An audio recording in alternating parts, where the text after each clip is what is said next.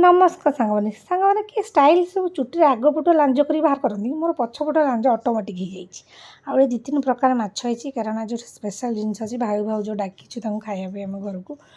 आठी बस माछ फचा भजा भजी कर मम्मी ये स्पेशल चटणी बनाऊँ मुंड चटणी मैंने मुंड को कुटी काटी पाग बन बढ़िया टेस्टी बनई थी आठी आसी आउ गोटे प्रकार चिंगुड़ी आई दी प्रकार चिंगुड़ी आई अरे हे एत कष्ट कर पारे आस ये शोब समस्त टाणी घोषण आनी ये शुआऊपर जो बड़ जगटा छाड़ी तो सी झी गलापर मत जबरदस्त आनी शुआला